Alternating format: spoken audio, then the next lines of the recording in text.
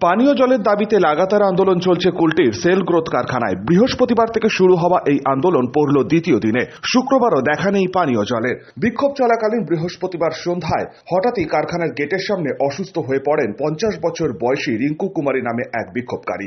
সূত্রের খবর, তিনি কুলটি সেল গ্রোথ কারখানার আবাসনের বাসিন্দা।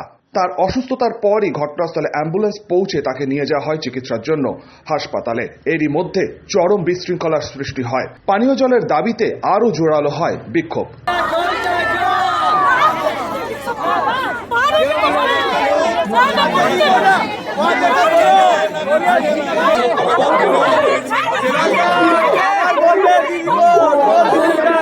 পানীয় জল সঠিকভাবে না পাওয়ায় একাধিকবার কুলটি সেল গ্রোথ কারখানার গেটের সামনে বিক্ষোভ করেছিলেন আবাসিকরা, কিন্তু সমস্যার সমাধান হয়নি। বৃহস্পতিবার থেকে চলা আন্দোলন পড়ল শুক্রবার। কবে মিলবে পানীয় জল, এখন সেদিকেই তাকিয়ে রয়েছেন স্থানীয়রা। পাশাপাশি বিক্ষোভের পাশে এসে যোগ দিয়েছেন তৃণমূলের বর্ধমান জেলার চেয়ারম্যান উজ্জ্বল চ্যাটার্জি, আসানসোল পৌর নিগমের পৌর চেয়ারম্যান চৈতন্য মাঝি সহ অন্যান্যরা। চেয়ারম্যান দলের চেয়ারম্যান উজ্জ্বল চট্টোপাধ্যায়ের নির্দেশে নেতৃত্বে কুলটি ব্লক তৃণমূল কংগ্রেস আজ দুদিন ব্যাপী কুলটি ইস্কো গেটের সামনে আন্দোলন করছে। কালকেও মিটিং হয়েছে, আলোচনা হয়েছে, কোনো সুরাহা হয়নি।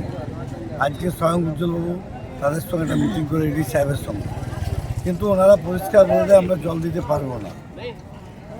আমাদের দাবি যে বন্ধের সময় থেকে কুলটি ইস্কো শিমুলগ্রাম নিউ কলোনি থেকে আপনার আপার কুলটি থেকে শুরু করে স্কুল পাড়া থেকে বাবুপাড়া সব জায়গায় জল সরবরাহ করে নিয়ে আসছে।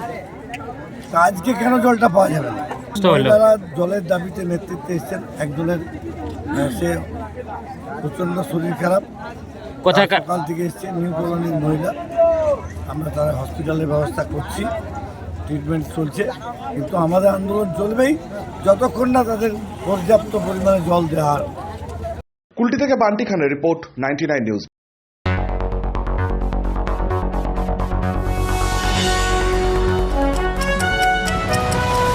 আপনারা দেখছেন 99 নিউজ বাংলা।